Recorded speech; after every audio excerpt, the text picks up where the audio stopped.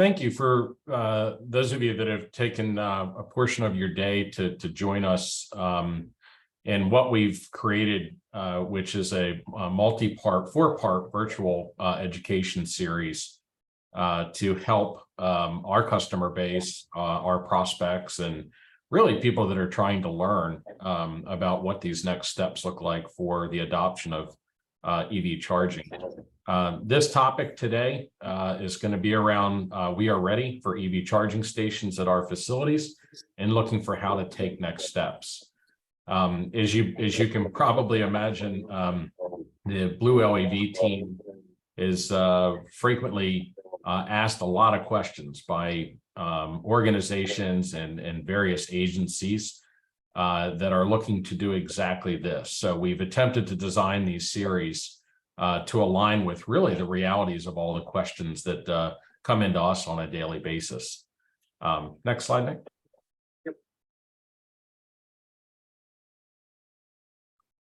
So real quickly, just by way of introductions, my name is Scott Swiderski. I'm the Chief Marketing Officer for Blue LEV.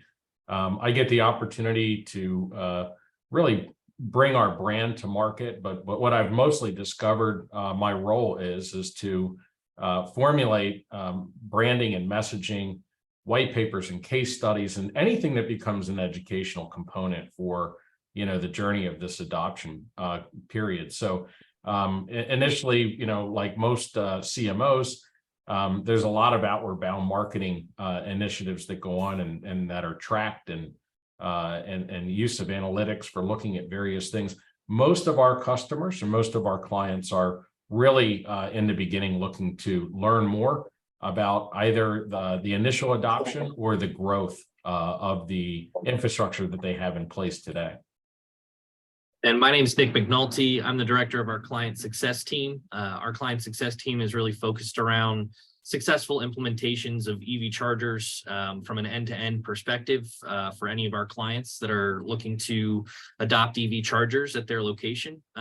We handle everything from helping you design a plan, come up with what's going to be the best implementation at your location, all the way through the install and eventual trying to capture some of the rebates that may be available for you at your property.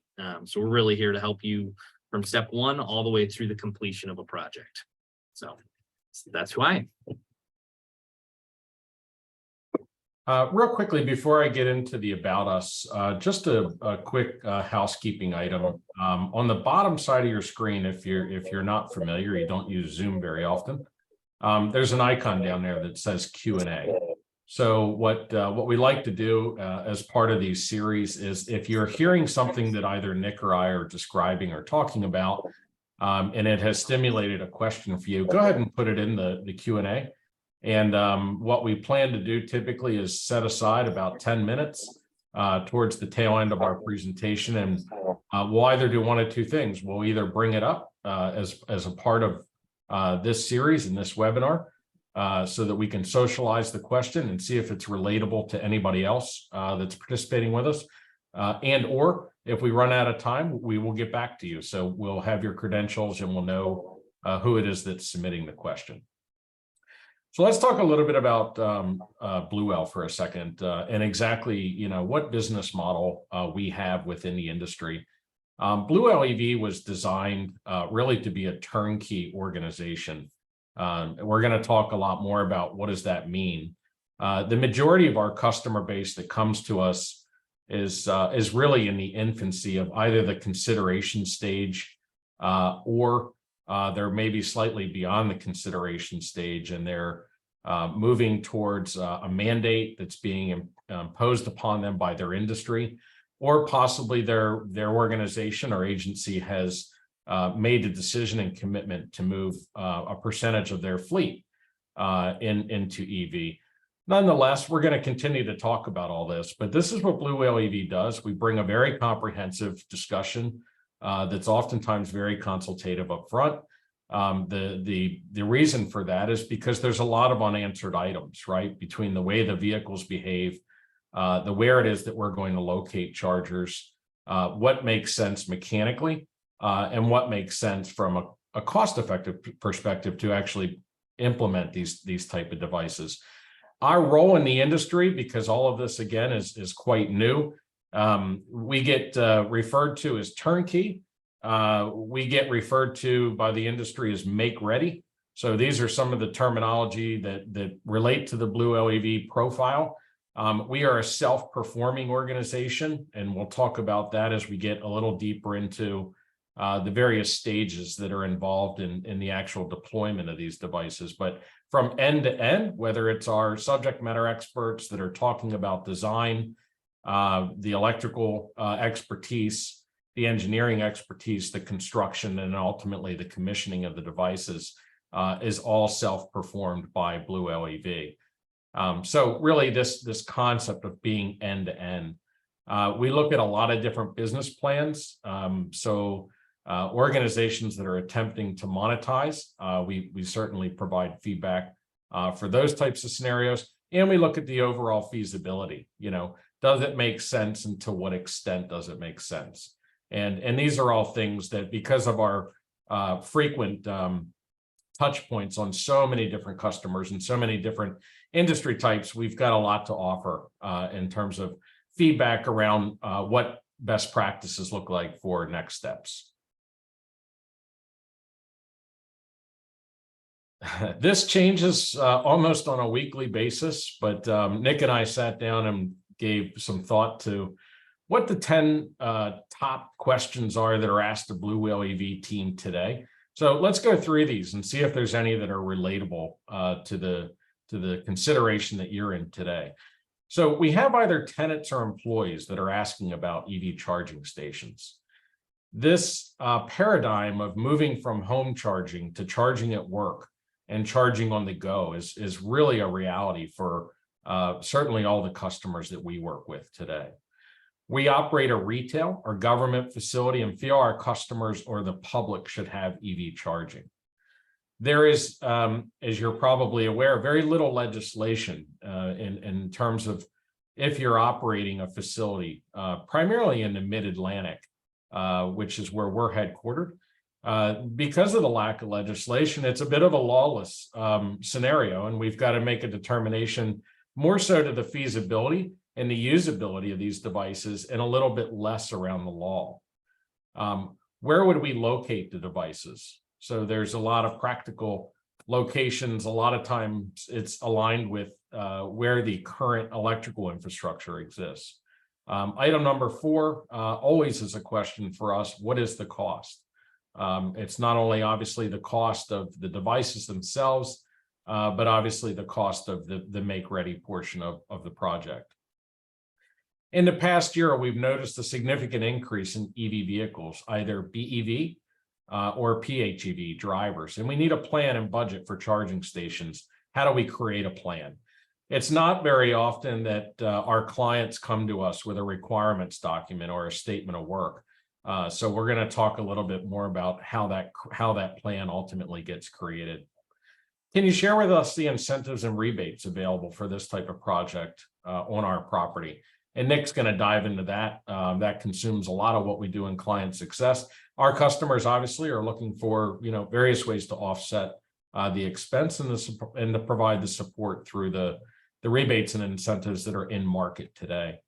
Does our property have sufficient power, or would we need to provide additional power from the utility?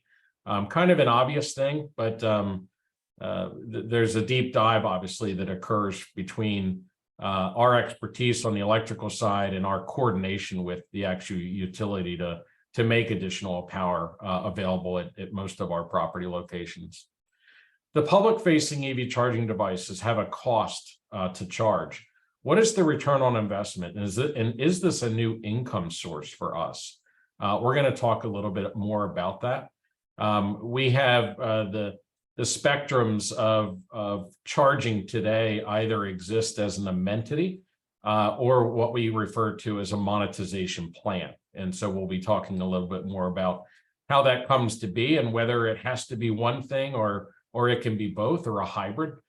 So we'll give you some input around what that looks like. How long do these projects take to complete?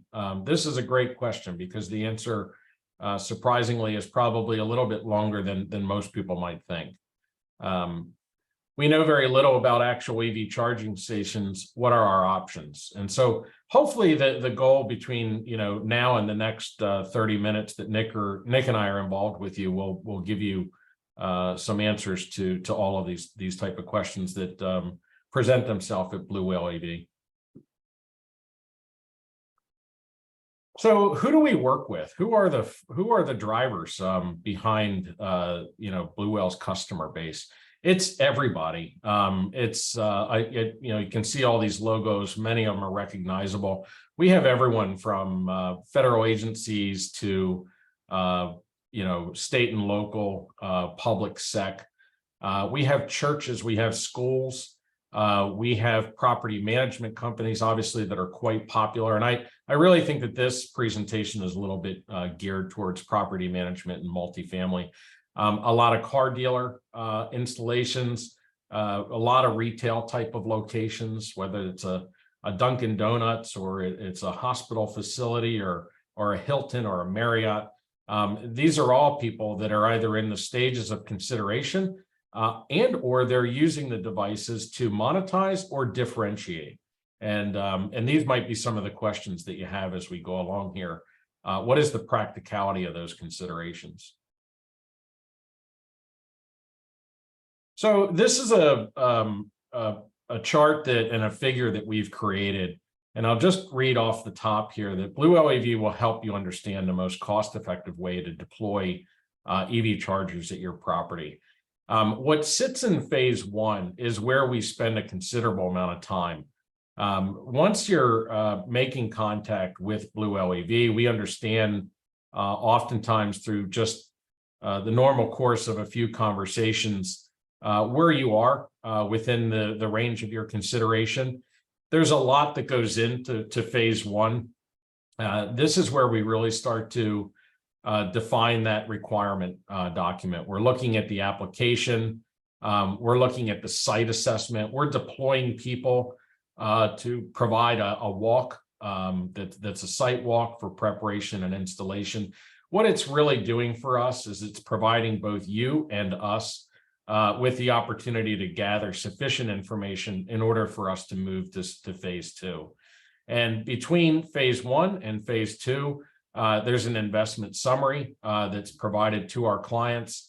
It's an itemized investment summary that details both the cost of the chargers and what the overall plan looks like, whether we're doing a one-time project and or our client is in the consideration of future-proofing their site. These are all things that get described and discussed in phase one. And then eventually, after sign off, we move to that phase two stage where, we're actually performing the actual installation of the devices. The term commissioning for us is really the commissioning of the devices and the activation of the devices. So I'm now kind of talking around the tail end of phase two and the beginning of phase three. What does this look like? And so for most of our clients, it's a module. It's an administration module that allows our client to manage the EV station. These considerations around, whether they're going to cost money for charging, whether there's some form of revenue share that occurs in that arrangement, whether or not I want to deploy purely as an amenity, and I want to set up my employees as members of that amenity, but I want to charge the public a cost because my devices I feel like are in a public-facing location. There are so many things, and if Nick, you move to the next slide, I think I put something in here. Oh, it's after the next, but let's go through this too. So the 5 initial steps include step 1, reaching out to Blue Whale EV consultant, and let's discuss the scope in the application. Step 2, set a time for our field team to evaluate the property. Step 3, uniquely define a plan that meets the immediate needs and future growth. This includes the location, the type of application, whether we're in a parking garage, we're in a retail center, we're in a Class A office setting. What are the power needs? What is the budget? Most of the time, this is undefined, and this is what people are relying on Blue Whale to provide is some form of cost.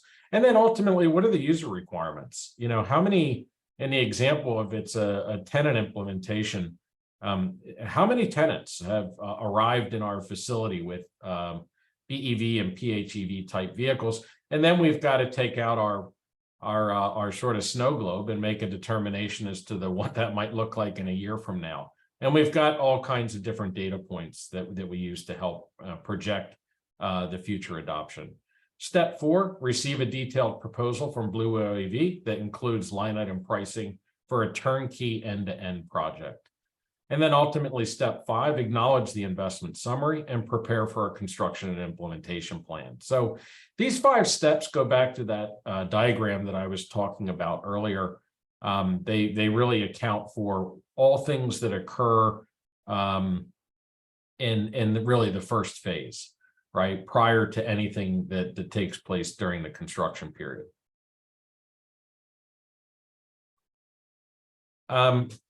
For some reason in social media, our imagery of our work seems to get the most likes, and people like to see what we do. So we'll give you a few examples. This project was a job that we completed somewhat recently. It's in a flex space. This was a scenario where, you know, the client had in and around about 100 employees. They were noticing that some of their employees were arriving to work where they've made, you know, the requirement to have a back to work scenario. I believe the client was somewhat hybrid in terms of what the back to work policy looked like. But nevertheless, this was an incentive to try and get, you know, employees back to work. And it was an incentive overall. The leadership of this organization is environmentally conscientious. And so there were really kind of a number of factors that were driving the reason for this initial implementation. You'll notice these 2 devices, they're L2 devices. Nick's going to talk a little bit about, you know, how L2 devices, you know, charge a vehicle, what is the time involved to do so. But this client has been thrilled, and its employees have been even more so thrilled about the idea of this.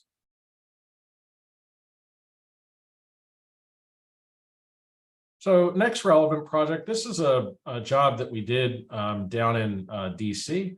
There's actually a couple different projects here, but this client asked us to come in and provide charging stations in parking garages. And if you're unfamiliar with the devices themselves, they carry a cell network that is ultimately how most drivers are interacting with the device itself. This particular technology offered by Zeal is a very unique, but at the same time, applicable technology for us for something that we might deploy in a parking garage type scenario that does not carry the same network and or mobile dependency. And so as a result, we like to see these devices being used in the parking garages where cell connectivity just isn't obviously as available as it might be in the previous relevant project. People are getting really creative. These are all examples of what people are asking us to do and things that we're managing for them. So as you can imagine, we start with a design discussion. And what we end up with is an art form of where all this EV charging station and their devices are ultimately going to exist. So people are dressing these sites so that it's obvious to the employees and their visitors and so forth where they're located. We get a lot of comments back from some of our customers that say, well, why do these EV locations tend to be so conveniently placed in front of the buildings? And the answer isn't because the client isn't considering the idea of wanting the EV stations, the dedicated stations, to be, you know, front and center within their facility, although that might be the case in certain scenarios.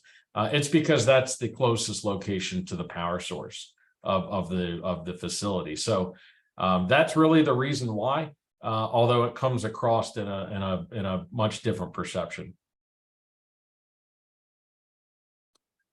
So EVSP network and its features, when you get these devices, you are provided with a console. And that console is what your administrator of the devices will use in order to assign its members. It's also what you'll use to determine operability or inoperability of the devices. And then there's a whole host of different analytics and reports and so forth that are produced. So if you want to look at how much contribution you've made to lowering the carbon footprint due to your deployment of EV charging stations, you can find that. There are a lot of independent EVSPs. So EVSP is the software that's managing the actual device. These few images that I have up here are what Blink provides as a native application to their devices, but there are quite a number of them within the industry, and we deploy, several of them. We talk about that term commissioning and turnover, so we need to be familiar with how it is that these features and functionalities exist, because these are the questions that our customers are oftentimes asking us. How do we configure? How do we manage this? What type of reports can we provide? All of that is provided in your EVSP application.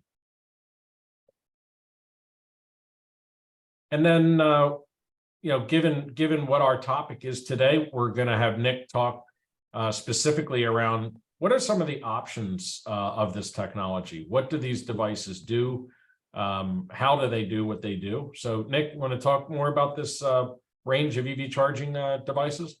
Yeah, absolutely. So one of the main things that we talk about, early on in choosing which device is going to be the best option for you is really talking about, first and foremost, do you need a level 1, level 2, or level 3 charger? So this slide that we're looking at now talks a little bit about the differences between level 1, level 2, and level 3. Level 3 is also often referred to as DCFC charging. So to quickly cover what the differences are between the 3 levels, level 1 charging is really what you're looking for if you're talking about residential home overnight charging. This is ideal when you're dealing with short commute times, or if you don't need, a quick charge. This is when you're really charging overnight. You're looking to spend probably about 12 hours, sometimes a little more, to get from an empty or low battery up to that 80% to 100%. When you're looking at these chargers, this is often really only going to be applicable in a residential setting. You would not want to put residential chargers or just standard wall plugs in a commercial or multifamily application. It's just harder to maintain. So then we look at the next step up from there. We're talking about level 2 charging. This is what we see is the most common in a commercial setting. You're going to use this either in a public setting, a workplace setting, or if it's a destination location for people to come and charge their vehicles at. You are going to be looking at a slightly higher voltage requirement. You got to have some more capacity electrically in order to run these level 2 chargers as compared to a level 1, but it's not groundbreaking. And it is something that we can help you figure out if that's necessary at your location. Most of these level 2 chargers have one of 2 plugs. There's the J1772 plug, which is your universal plug at this time. And then you've got the Tesla plug. Now, I'm sure all of you have seen what's going on in the news right now, and we are seeing that the Tesla NACS plug is becoming more common in the market. So you may see that start to update, but we will make sure everybody's updated on that if it does start to turn that way. Now, speaking to the level 2 chargers and their charge time, you're typically looking at somewhere between 4 and 8 hours to charge up to that 100% amount. And your average install cost is slightly higher than a level 1 charger, primarily related to the infrastructure needs that you have. So running the conduit to it, having your panel upgraded if needed, possibly setting a dedicated panel, having the breakers installed, that kind of thing. The third level of charger is the DCFC or level 3 charger. That's what you see at gas stations along the highway. That's your fast charger. Those take about, 30 to 40 minutes to charge up to that 80%. And you see a couple of different plugs that are available out there today. But what we are seeing, especially in the news right now and with our partners and manufacturer partners, you're going to start to see those level 3 chargers all move towards a standard plug. They're not there yet, but you will see that start to come out over the next few years here. Moving on from that, just talking, this is just one example of the differences of chargers that might be available within these manufacturers. So for the sake of discussing it today, we're going to look at Blink chargers. There are home chargers that you see mentioned here as the Series 4 as an option. This is a slight step up from your standard wall plug, but it's still essentially a residential charger. From there, you can step into what we call fleet or public charging. There's kind of a few different options that you can take from there, but you've got the Series 7 and Series 7 Plus chargers. Those chargers are anywhere from 48 to 80 amps that are available. And they come dual plug. They're great for applications in front of buildings, or if you need just a couple of chargers. They're also great if you've got a whole fleet that you're trying to power. The step up from there is their DCFC. Those go from anywhere from 30 kilowatts to 350 kilowatts. Obviously, as you bring more power in and you start talking about DCFC, your costs to put these in start to go up as well. And then kind of somewhere between the two of those options is what we call the Series 8 or Series 8 Plus. That's great for public charging because you've got that between 48 and 80 amp charge time. You're looking at somewhere between 4 and 6 hours to charge a vehicle with that. They come with a credit card reader already installed. They're great for storefronts or anywhere that you're trying to draw traffic to your location using a charger as an incentive to do so. Moving on from there, just getting a little bit diving deeper into these charging stations. I'm not going to spend a lot of time on this, but you can see there's a whole host of options that are available given your application and what's going to fit what you need the best. So all the way from your home charger at the Series 4, stepping up to the Series 8 and Series 8 Plus, which is your public or fleet charging options. Whatever it is that you're looking to get done, there are options available for you. And this next slide is even going to drive that point home even further. The host of options just continues to grow as this becomes more and more prevalent. This is just Blink devices, but you can see there are an array of commercial chargers that are available, whether you're looking for something mobile, whether you're just looking for something back at house, whether you want something that you can draw traffic to and collect a revenue off of. They're all there. Additionally, you've got a host of different commercial options that are available, depending on what your needs might be or your requirements might be if you're dealing with some kind of mandate. So moving on from there, in 2030, the US is estimated to need 13 million charging stations. Will you be hosting one of them? So this is just a quick slide, and it's really just to let you know that EV charging is not going away. It is continuing to grow year over year, and you'll see in a few more slides what that looks like. But as an example, just from a vehicle compatibility standpoint, when we talk about what is it that I need at my location, one of the first things that you'll want to take a look at is it level 2 that you need, or is it DC fast charging? So when we start to look at those options and you decide which one it is that you need, we'll also take a look at what plugs are available for you and what's going to be the most effective in your location. So the standard level 2, that J1772 plug, is universal right now. It's usable for all plug-in hybrids and fully EV vehicles, with the exception of Tesla, though Tesla right now has a converter that you can use on the plug itself, which allows you to still use those chargers. So that's great.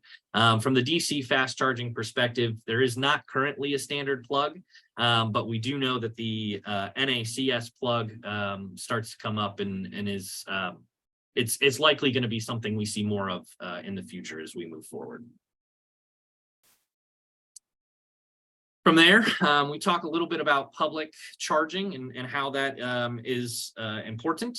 But regardless of the way that the industry is moving towards home charging and these fast chargers that you see at gas stations, there's still going to be a large percentage of people that are looking to have charging available to them in a both commercial setting, so while they're shopping, retail, things like that, but also while they're at their workplace. You can see from these graphs that workplace is growing, but also you've got the fleet options that are getting bigger and bigger, and also retail and destination, right? The demand is just continuing to pick up in those locations. So here's an example of how the standard driver might need chargers and where they're going to be looking for chargers. So obviously you've got at home where people are charging with their level 1 chargers. But while they're out on the road, whether they're shopping, whether they're at work, whether they're going to a restaurant, they're going to also want to be able to access their chargers at that point in time as well. Beyond that, there's these level 3 chargers. Now, most of the time, you're not going to want to use a level 3 charger to charge your battery all the time. We know that can affect the battery life, but it's for your long trips or your emergency, or I need to fill my car up sooner rather than later. That's when you're able to take a look at those as an option.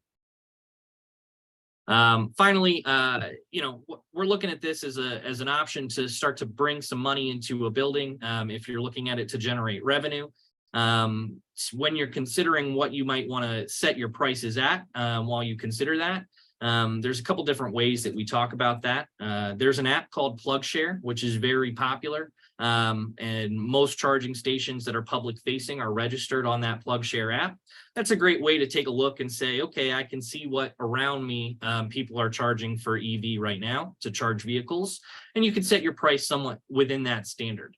Another way that we talk about setting your price for charging is to take a look at what your kilowatts out are, what you're paying for that electricity, and then work in an amount that's going to allow you to start to recoup some of that initial investment costs and turn this into a revenue producing option for you at your location. So on here, you can see there's a couple average charging costs for what it costs to have that charging availability, and then you can start to set prices around what it's costing you. I'll turn it back over to Scott to talk a little bit about EV market trends. Thanks, Nick. And take me to the next slide there.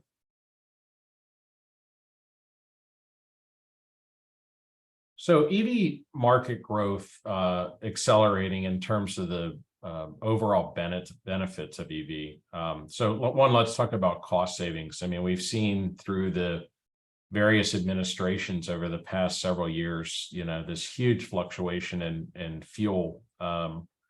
And so obviously there's, major significant savings for EV operators, not to mention the initial incentives. So if you're an EV driver and you're on the call today, hopefully you are eligible for, the federal rebate to acquire the vehicle. But there are also quite a number of other incentives that exist there as well. Performance of the vehicles. So this is really the first year, obviously, that all of the major players are breaking through with products from things like what we saw with Rivian, where there were SUVs and pickups. Tesla obviously owning the majority of the market years prior to that, but Ford coming on strong with its Lightning product in the pickup market. Stellantis doing the same. They own the Dodge Jeep products. VW obviously making a huge run at bringing so many different products to market. So the products themselves are getting better. The next thing around benefit is the sustainability. Obviously less pollution, reduced dependency on fossil fuels. This is really what the federal government is getting behind. And it doesn't just end with, EV vehicles. So there's quite a number of sustainability interests, obviously by the federal government. Battery technology, if you've kept up with EV vehicles, oftentimes we talk about ranges within vehicles as being one of the primary variables. When these cars were first put out to market, a normal range might have been 200 miles. Today, the average range is probably 300 plus. And most of these organizations are making attempts to get these vehicles to perform at 400 and 500 miles of range. So everything around the EV market is getting better. Obviously, it takes a minute for these things to become, better benefits than they are today, but things are definitely progressing very, very quickly.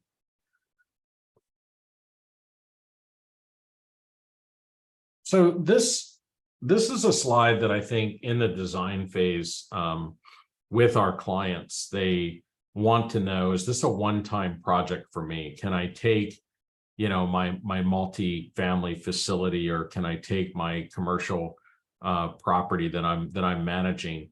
And can I say that 5% of my parking spaces need to be equipped with EV charging technology? So we're using these kinds of trends. There's a lot of information that occurs that influences our trends from overseas. Most other countries that are EV progressive are so much further along than where we are here in the US. But there's also, we're talking to you from the Mid-Atlantic area. Obviously, California is a great benchmark and key indicator of where things might go. The Northeast is obviously very progressive. Texas, Florida.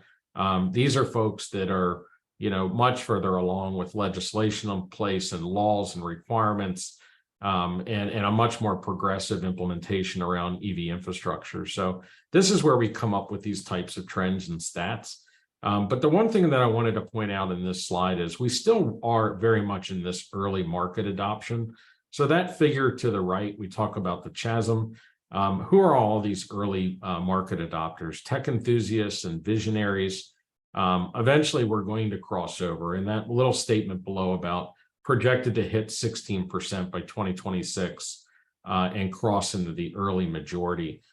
This is when it's most likely that all car manufacturers have moved at least half of their product line to EV. There's something for everybody at every price point, and the reliability is tremendous. And we've kind of now reached a point where, this charge anxiety thing that people talk about, well, where am I going to charge, right? So there's a more firm answer for that, right? Because of the deployment of EV chargers that are existing today. Next slide, Nick. So this is a little bit redundant. I won't go into this, but you can see this is where, an example where, Norway is, a far and away location that's being used for a data point. But I'll read just the box to the right. If the US follows the trend established by 18 countries that came before it, electric vehicles will account for 25% of new car sales by the end of 2025. This is really a trend, I think, that is somewhat of a regional based description, because we have in our own country much greater adoption in certain regions than others. So, looking for these national averages is interesting to focus on. But if the project that you're undertaking happens to be in the Northeast or in the South or here in the Mid-Atlantic, I think there's stats that we would help to provide to you that line up with your specific region.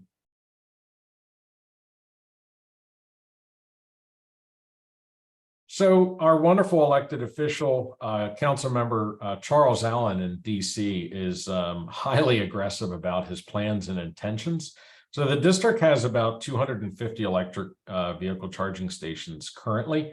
The proposed number of EV charging stations is 7,500 over the next 4 years. This is a massive undertaking. Where it is these things need to be located, how to get the utility to cooperate on how all this is going to occur. But a lot of what is taking place today is publicly fed. This is where obviously a lot of the incentive and rebate monies are being made available from, that Nick's going to talk about in just a few minutes. But this is just one example. This is a source that we grabbed from the Washington Post. This was published just about a month or and a half ago. But these are some of the statements, right, coming out of these elected officials and what it is that they're planning to do over the next several years.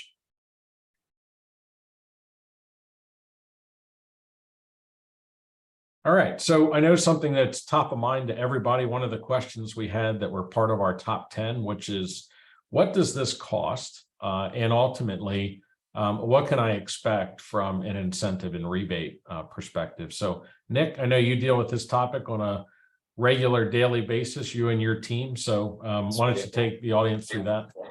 Yeah, happy to. So one of the first things we're going to talk about with respect to these funding programs and really trying to justify getting these chargers put in at your locations is, of course, the return on investment. So this first slide we're going to look at talks a little bit about the reasons why you put EV chargers in at your locations and how that will start to return your investment. So the first thing we talk about is attracting drivers to your location. So on average, the EV drivers that are out there in the world right now are making an income that's approximately 2 times the average of standard combustion engine vehicle drivers. With that in mind, that means locations that have EV chargers available are going to draw those higher income earners to their locations, which is especially promising if you are in a multifamily setting, trying to have an amenity for your tenants, or for anybody that's living in your location, or if you're in a commercial setting, trying to draw people to your location. Another reason to have EV chargers put in is to generate charging revenue. There are guaranteed minimum revenues that you can get while charging, and we talk a little bit about these flexible business revenue payout options.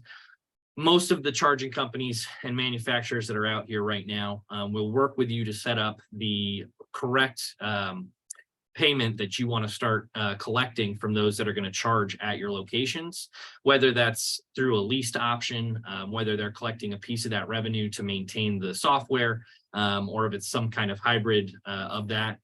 There are options that are out there, but it's an option to start bringing additional revenue into your location.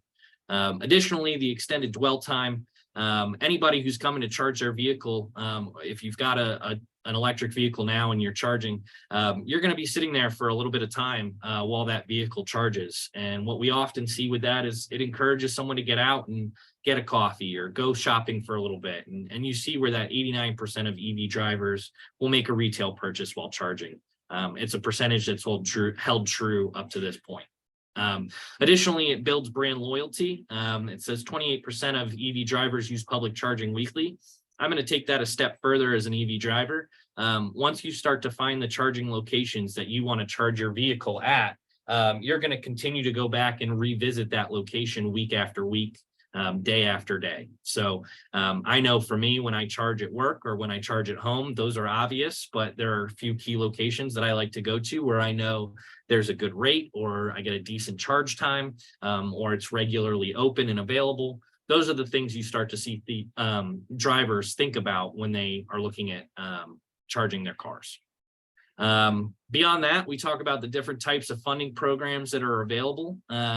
So this is a pretty useful graphic to show you that there's money available for these charging installations all over the place right now. We see 3 being the most prominent, however. The federal, which is across the United States right now, offers a considerable amount back, especially to locations that fall within areas that are either non-urban or are in an area that is lower income. So if that's the case at a federal level, you can get 30% of the installation cost back, up to $100,000 for your project. Now, where most people end up falling is actually at a lower rate because they don't fall into one of those 2 categories. And so then they're eligible for 6% of their project back at the federal level. So something to keep aware of there. Most states in the United States right now have some form of state rebate that's available. Unfortunately, Virginia is one of the few that does not have that available right now, but Maryland, DC, Pennsylvania, Delaware, they're all rolling out state programs or updating state programs right now that allow you to get some kind of refund back or incentive back through installing EV chargers. I can say Maryland was supposed to make an announcement on July 1. That has been pushed back to July 18th on what's going to happen with their rebates and that updated program. Anybody that's putting in chargers right now prior to the 18th, however, will be added to a wait list if they're applying for it prior to that. Lastly, the utility companies provide pretty decent rebates right now. We actually had a question in the chat that mentioned Pepco being a local electricity supplier in District of Columbia and is Blue Whale an approved vendor under their SMART programs. I can speak to that a little bit. Right now, Blue Whale has worked with Pepco on other EV installs before. Typically, what you're looking at is the owner of the property themselves that is applying to be approved. And the way that that's done is by sharing what your electrical capacity is, how many chargers you're looking to put in, what type of charger you're looking to put in, what the draw is electrically for those chargers, and then they're going to ask you to share that your charger is public in order to get some of those rebates back. So something to keep in mind if part of approving a project for you is making sure that you get the right amount of funding, is to understand that public facing chargers are often what they're looking to provide rebates for. So something to just keep aware of. Moving on from that, this graphic is really just to show you that most states in the United States right now have some kind of combined state and utility incentive and or rebate program that's available to you. You can see the two most popular that we see right now are Maryland and Virginia. Obviously, we talked a little bit about Virginia state program, but even with that, there are utility programs and there are federal programs that are available to you that you can start to recoup some of that fund. Additionally, in Virginia, I know there's some programs that are being run at the county level that you may be eligible for if you're in some of the more rural counties. Moving on from this, we've just got some additional FAQs that we like to talk about, and I will get to these and any other questions that people start to put in the chat there. But I'm just going to quickly run through a couple of these, maybe hit some of the more popular ones that we see. But how does electric car charging work? What does it cost to charge an electric car? What's the cost to implement these chargers? These are all questions we get all the time, and there are some variable rates to that, or variable components to that, but we can speak to those specifically to your property or to your vehicle if you've got questions around that. Moving on through these questions, we have a significant portfolio and need a master EV plan, or we are considering transforming a portion of our fleet to EV. What's next? My answer to that is give us a call and we'll gladly help you walk through that and start to design it out. But realistically, there's a few different bullet points that you're going to want to start to check off as you go through and develop a plan for adopting EV, and we can help you walk through that process. How many spaces should we consider, and do we future-proof the site and roll them out over the next 5 years? We get these questions all the time. My answer to these questions are, we should look at what your available power is, what your capacity is, and then start to future-proof out for what you think your needs are going to be over the next 5 years. So if you've got the power to put in 5 chargers today, and you think, maybe I really only need 1 right now, there's a couple different ways that we can approach that. But oftentimes, because the incentives are stronger now today than we may expect them to be 5 years from now, we're encouraging you to start to look at, maybe we put in the infrastructure now, whether we put the chargers in or not, just to recapture some of that funds that you may be putting out originally through some of these rebates. Will the EV chargers work in parking garages? Yes, there are different chargers that are applicable in garages that can be functional, especially that Zeal unit that we just talked about is very effective if you don't have a cell signal, which is oftentimes the issue in a garage. Is there a new way to generate revenue, or will we lose money? There is a considerable investment up front in order to put these chargers in, oftentimes just because of the electrical work that needs to be done to get these chargers put in. With that in mind, with the rebates, you're going to be able to recapture some of that initial investment back, and you're going to set the prices of your chargers in a way that's going to help you recapture some of that initial investment. Will my tenants expect to incur the costs to implement the devices?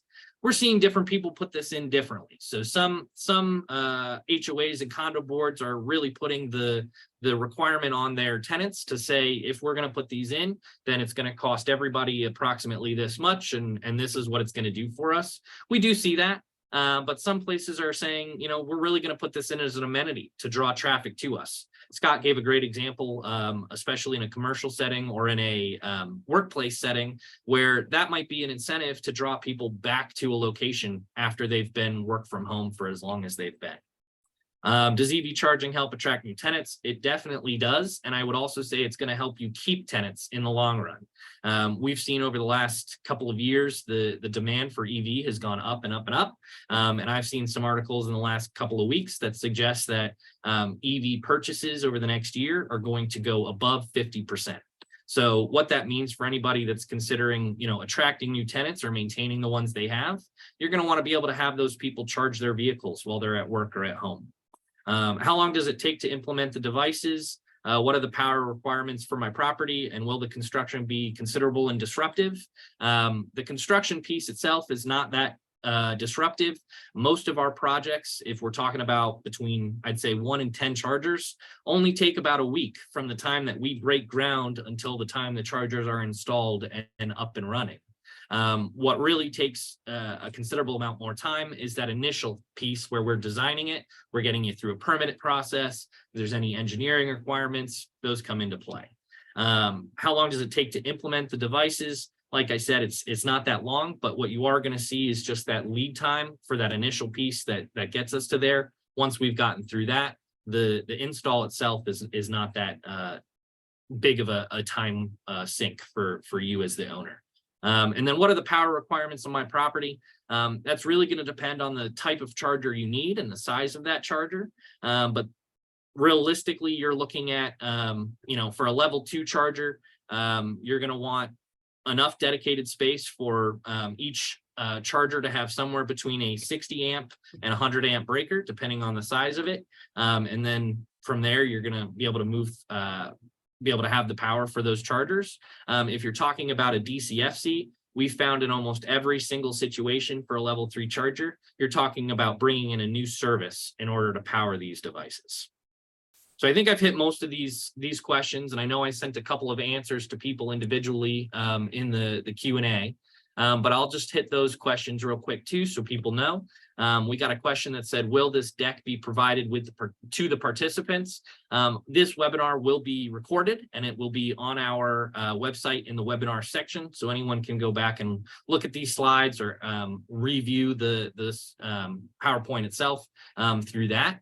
We got a question about what's the name of the company providing a solution for those who lack cell connectivity. That is Xeal. It's Xeal. And then we had another question that was, have you heard which charger manufacturers might be the first to adopt NACS? So NACS is that Tesla North American charging standard. What we've seen right now is at the level 3 rate, we're seeing Blink and ChargePoint, the two bigger names that are out there right now, are adopting an option for the NACS plug. If that's something that you want included with your charger, they can make that a functional option. For the level 2 charging, we've not seen that rolled out at this point in time, but I would expect that to probably come up in the next year or so, solutions for how we're going to see that roll out. And we'll keep everyone updated if that's something that you've got questions on. I'm going to move on from there. I'll turn it back over to Scott. Thanks, Nick. I just like that your lights are cutting out for power efficiency over there. Yeah. No, I'm too focused. I'm sitting still, so it's turning off on me in my office here. Well, I know we're at the top of the hour, and this Q&A feature on Zoom is great. So hopefully, if you had a question, you had an opportunity to ask it, and either Nick or I have responded to you. We're available. This is what we do every day. So we're available to take on, whatever number of questions you have, or begin that phase 1 process that we talked about earlier. As we got started in this whole series, we mentioned that, we're in part 2 of a 4-part series. So in September, specifically the 14th, we're going to invite Eric Roseman, their CRO from the Xeal organization, and we're going to be talking specifically about investing in the EV charger infrastructure, cost breakdown and incentives. Are they profitable, or are they just an amenity? And we're going to dive a little deeper into what the specific use case looks like around costs and usage and so forth. So plan on that being what we do for the 14th. We hope you guys join us back here again at that time. Next slide real quick, Nick. The one thing I'd encourage you to do, if you're not doing it already, is join us on LinkedIn. That's really where quite a bit of the information that relates to the industry and the projects we're doing, the various announcements we have from our partners that we feel are industry important. That's where most of that takes place. So at Blue LEV, you'll find us on LinkedIn. Check us out, friend us, and follow us there. So we want to be respectful of your time. Thanks for hanging in there with us. And hopefully you've learned quite a bit from what Nick and I had to share. And hopefully we will see you on the 14th, if not hear from you sooner. So thanks again. And we look forward to catching up with everybody that's on the call.